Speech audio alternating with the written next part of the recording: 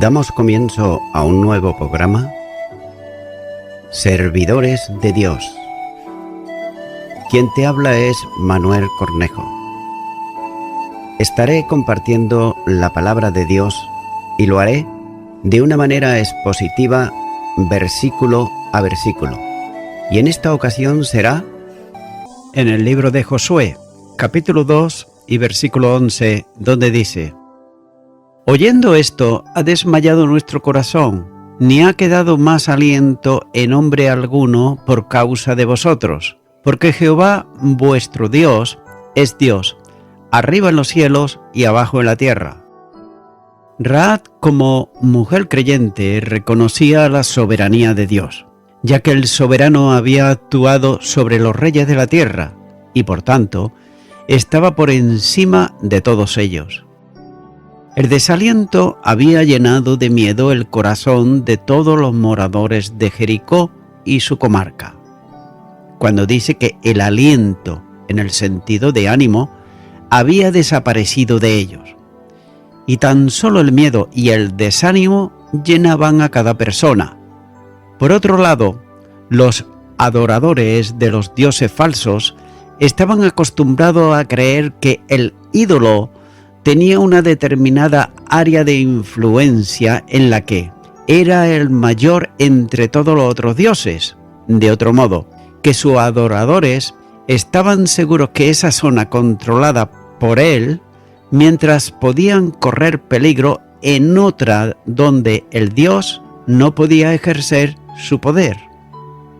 Y por ejemplo, así pensaban los sirios, que justificaban su derrota diciendo: sus dioses son dioses de los montes, por eso no han vencido.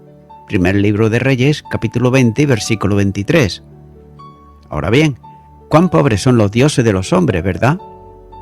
Rahab reconocía que el Dios de Israel estaba por encima de todas esas limitaciones, ya que su autoridad alcanzaba tanto los cielos como la tierra. Es notable también observar la identidad del pueblo con su Dios. El temor es por vosotros, pero la causa era por Jehová nuestro Dios.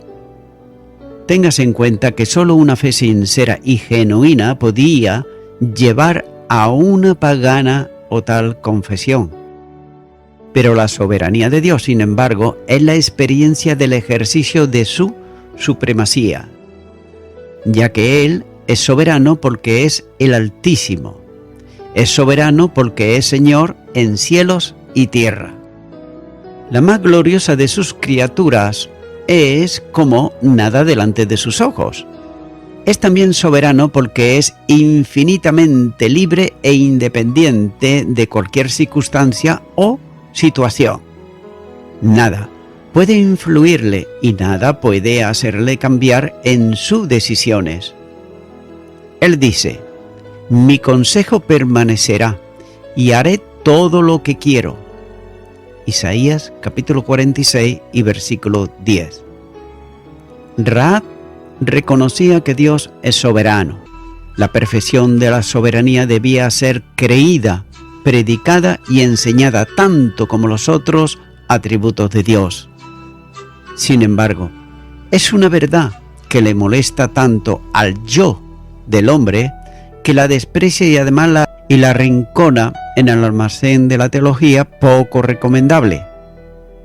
El gran predicador Spurgeon afirma esto mismo en la introducción a uno de sus más hermosos sermones, cuyo tema es la soberanía de Dios, cuando dice: no hay un atributo de Dios más consolador para sus hijos que la doctrina de la soberanía divina.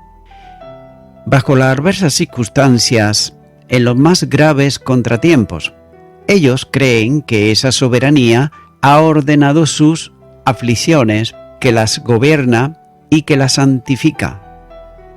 No hay otra cosa por la que los hijos de Dios deban contender más firmemente que por el dominio de su Señor sobre toda la creación, trono suyo sobre la realeza de Dios, sobre las obras de su mano, y el derecho a sentarse en el trono. Por otra parte, tampoco hay doctrina más odiada por los mundanos, ni verdad convertida en semejante pelota de fútbol, como de la grande, maravillosa y certísima soberanía del infinito Jehová. Los hombres permitirán a Dios estar en cualquier sitio menos en su trono. También consentirán en hallarlo en el taller formando los mundos y haciendo las estrellas. Accederán a que también esté en su casa de caridad, repartiendo limosnas y otorgando mercedes. Le tolerarán mantener firme la tierra y sostener sus pilares, o iluminar las lámparas del cielo, o gobernar al inquieto océano. Pero cuando Dios sube a su trono, sus criaturas rechinan los dientes.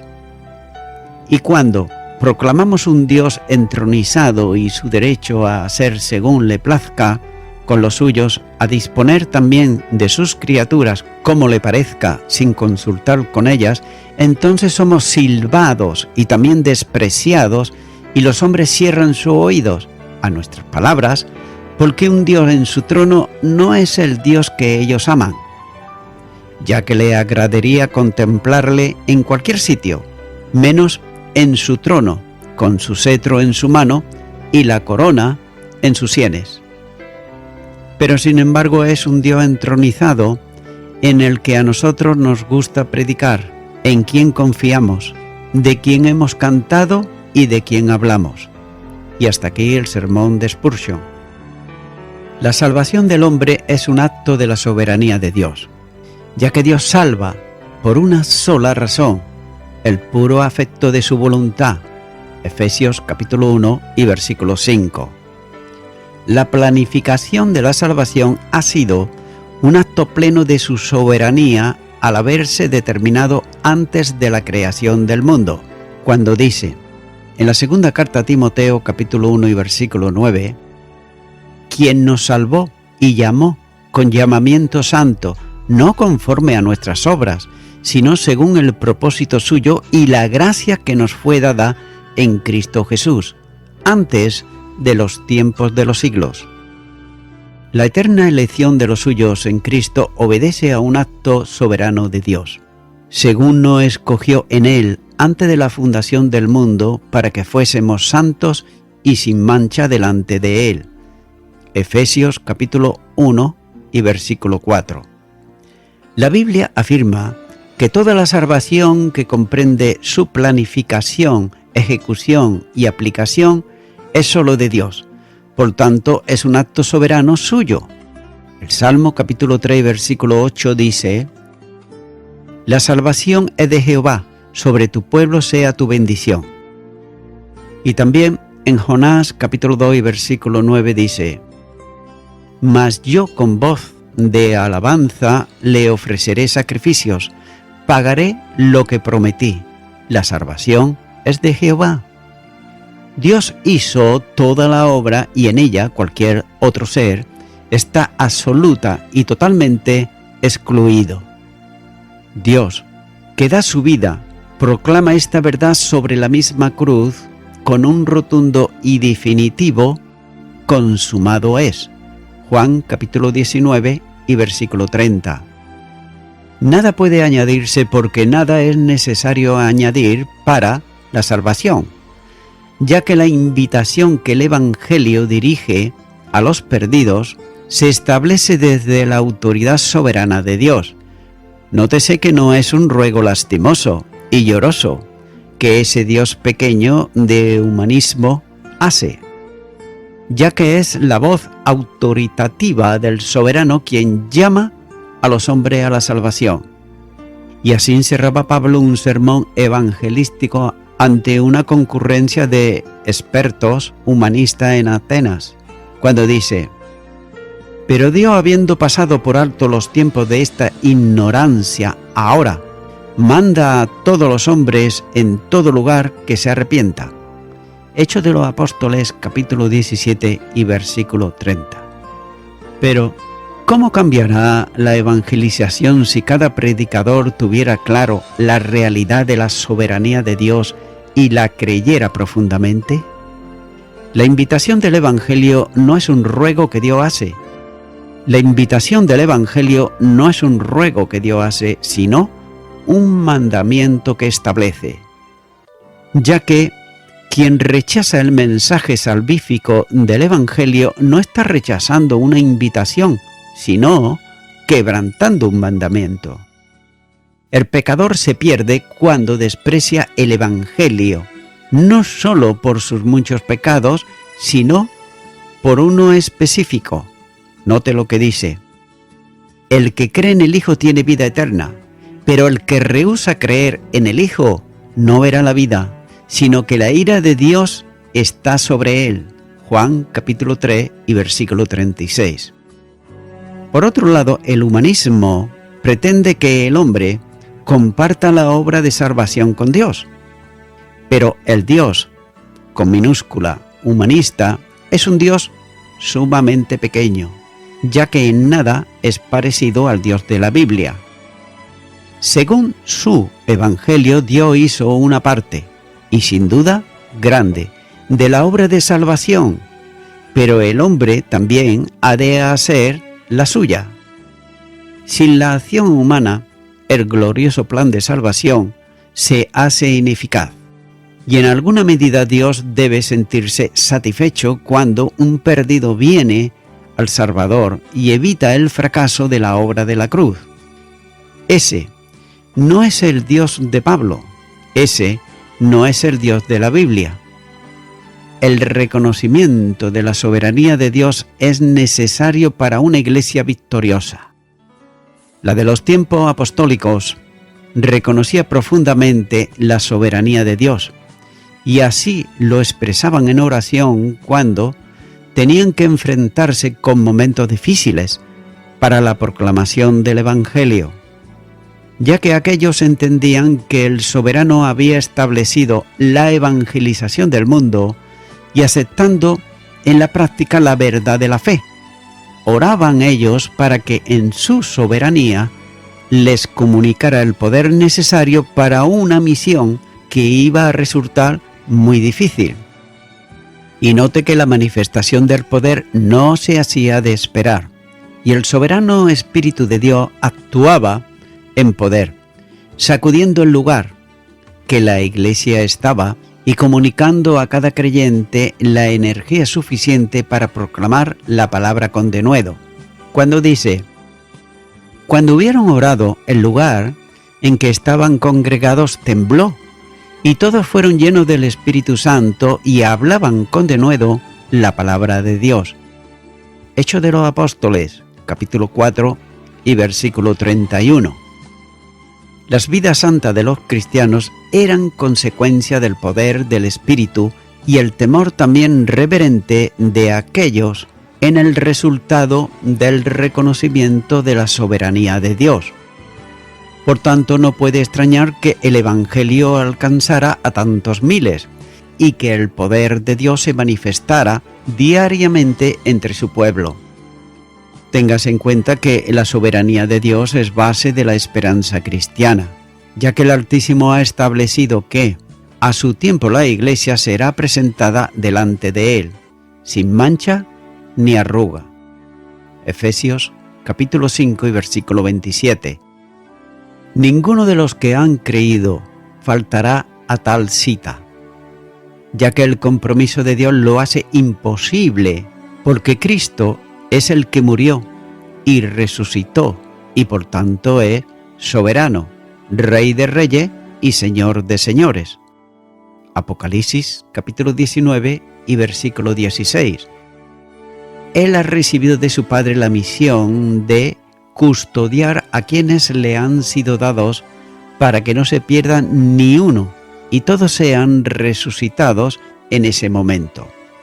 Juan capítulo 6 versículo 39 dice: y esta es la voluntad del Padre, el que me envió, que de todo lo que me diere no pierda yo nada, sino que lo resucite en el día postrero.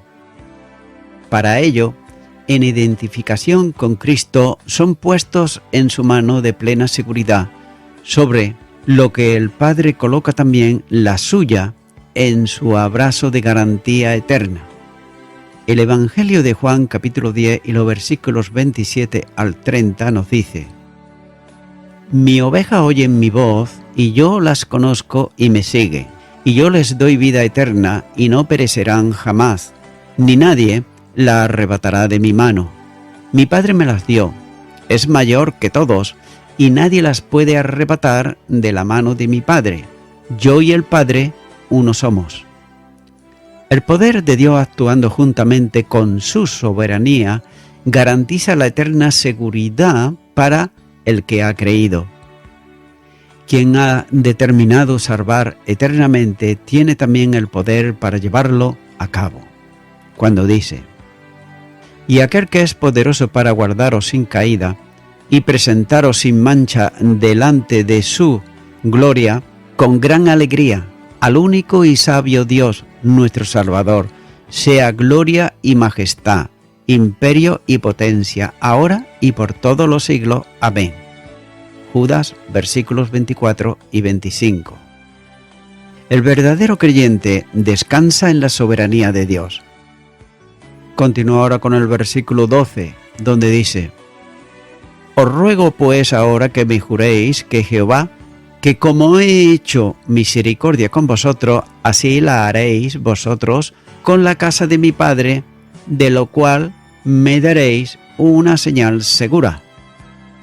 Ra creía en la misericordia de Dios, y el Espíritu le había iluminado para alcanzar un conocimiento real del Señor.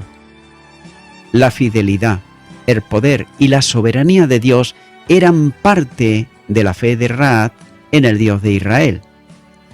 Esta cuarta confesión de aquella mujer manifiesta claramente que reconocía y además confiaba en la misericordia de Dios. Aparentemente la misericordia está vinculada en el texto con la que aquellos dos espías podrían prometerle para el momento en que el pueblo de Dios ocupara la ciudad. Está rogándole por su vida y además por la de sus familiares. Sin embargo, debe de recordarse que ella misma en el texto anterior vincula a Dios y al pueblo como una unidad.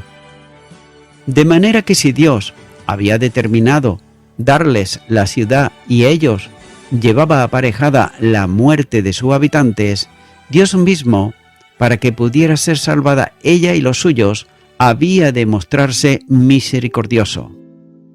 Pero no tiene derecho alguno, por tanto, se acoge a la misericordia, no en la recompensa del favor hecho a aquellos hombres, y en el trato que le había dado, lo que le pone delante de ellos, simplemente ruega por la misericordia. Note que no tiene nada que pudiera servir para quedar excluida de la muerte junto con el resto de sus conciudadanos, tan solo apela a la gracia para salvar su vida, ya que conoce también la grandeza del Señor, que pide una respuesta de aquellos dos hombres, vinculada con el compromiso delante de Dios, cuando les dice: Os ruego pues ahora que me juréis por Jehová. Dios haría honor al compromiso hecho en su nombre, y ella había reconocido antes que el Señor es fiel, y en esa certeza descansa su confianza. Sabía con seguridad que sólo la misericordia de Dios y su compromiso le hacía estar segura de salvar su vida y la de los suyos cuando Jericó fuera destruida y entregada en mano de los hebreos. Rahab viene literalmente temblando ante Dios, y ya expresó su temor en palabras anteriormente, por ejemplo en el versículo 9, pero sin embargo ahora apela a la gracia como único medio de salvación. Continuará con el versículo 13, donde dice: Y que salvaréis la vida a mi padre y a mi madre, y a mis hermanos y hermanas, y a todo lo que es suyo, y que libraréis nuestras vidas de la muerte. Una señal dada por aquellos dos hombres sería confirmación de que su ruego de gracia había sido aceptado en nombre de Dios. ya que demanda un signo de fidelidad cuando dice una señal segura. De ese modo estaría segura de que libraréis nuestras vidas de la muerte. El juramento de salvación quedaba vinculado a la actuación de aquella mujer, que guardaría el secreto de la petición y no los traicionaría en el momento en que iban a abandonar la casa. Y ellos mismos salen garantes con sus propias vidas de la promesa hecha en el nombre del Señor, cuando dice: nuestra vida responderá por la vuestra. La promesa sería cumplida cuando Jehová nos haya dado la tierra, ya que no tenían tampoco ellos duda alguna sobre la fidelidad de Dios. La tierra no sería alcanzada por sus fuerzas, sino que era un regalo de la gracia y fidelidad de Dios que se la daba. Ellos eran simplemente los instrumentos de Dios para ejecutar sus planes. Por tanto, en esa identificación con el Señor serían también sus instrumentos en el ejercicio de la misericordia, cuando dice: nosotros haremos contigo misericordia y verdad. Se había llegado al compromiso de salvación, y la oración de fe había obtenido respuesta, y la perspectiva de juicio se había cambiado en seguridad de salvación. Debe notarse las dos palabras utilizadas por los espías, cuando dice misericordia y verdad. En el hebreo se lee: te trataremos con bondad y lealtad. Esta es la dimensión de la salvación que garantiza Dios, ya que no solamente podían confiar en su misericordia, sino también en su fidelidad. De poco valdría que hiciera misericordia si podía olvidarse de cumplir su palabra. Igualmente, de poco serviría que fuera fiel si no era misericordioso, ya que los dos atributos de misericordia y fidelidad están presentes en cada actuación y promesa de Dios, y ambos son iguales por cuanto son cada uno infinitos como Dios mismo lo es. Téngase en cuenta que Dios no es más misericordioso que fiel, o viceversa. Es tanto lo uno como lo otro. La respuesta dada a Rahab está formulada bajo juramento. Esos dos hombres habían contraído un compromiso en el nombre del Señor, como si Dios mismo hubiera dado respuesta a la petición de Rahab por medio de ellos. Aquella mujer que antes estaba condenada a morir, como los habitantes de aquella ciudad, ya sentenciada por Dios, podía ahora descansar confiada y tranquila porque había hallado gracia delante de los ojos del Señor. Por otro lado, la aplicación espiritual de estos últimos textos es admirable y una de las mejores maneras para descubrir el único modo de salvación para el pecador. La salvación es una obra de la gracia divina. El hombre se salvó y se salvará solo de este modo, ya que la enseñanza de la Biblia es bien precisa, cuando dice: porque por gracia sois salvos por medio de la fe, y esto no es de vosotros, pues es don de Dios. Efesios capítulo 2, versículo 8. Esta obra de gracia actúa por medio del Espíritu Santo de Dios en el corazón del pecador para llevarle a un convencimiento de pecado, como así señala Juan capítulo 16 y versículo 8. Esta convicción se llega a la certeza del juicio que Dios ha establecido sobre el pecador a causa de su pecado. La actuación del Espíritu Santo revela al hombre la miseria de su estado y la condenación eterna por el pecado y la única esperanza de salvación en Cristo Jesús. Produce, por tanto, un temor reverente en el corazón, y de la misma manera que Rahab conocía la destrucción que venía sobre ella, así también el Espíritu señala al pecador su eterna condenación sin Cristo, ya que no es posible despertar al hombre de su estado de muerte a no ser por la acción iluminadora y redarguidora del Espíritu Santo. Es notable en el pasaje que los espías no hablaron a Rahab de su peligro. Fue ella misma la que estaba convencida de ello en su corazón. Y de la misma manera, la convicción de pecado no es algo que el predicador del Evangelio pueda hacer, sino que es el resultado de la operación poderosa del Espíritu de Dios, actuando en el corazón del hombre caído. El primer paso en la salvación consiste en el conocimiento claro de la condenación a que está expuesto el pecador, ya que no se salvará a nadie por el solo hecho de saberse que es una persona pecadora, sino cuando se siente pecador. Y voy concluyendo con esto. Rahab pacta con los espías ciertas estipulaciones a fin de que los israelitas tomen bajo su protección a ella y a sus familiares. Y esto era una evidencia de la sinceridad y de la fuerza de su fe, ya que quienes de veras creen lo que Dios nos ha revelado sobre la inminente ruina de los pecadores y sobre la garantía del cielo otorgada a los creyentes arrepentidos, por fuerza ha de ser diligentes en huir de la ira venidera y echar mano de la vida eterna, uniéndose al Dios verdadero y al pueblo de Dios.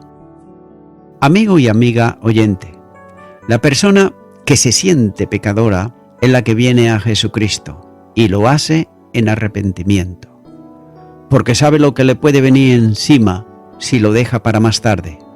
Así que ahora yo te animo a que tú puedas orar conmigo esta oración para recibir a Jesucristo, que es el único que puede darte la salvación y la vida eterna.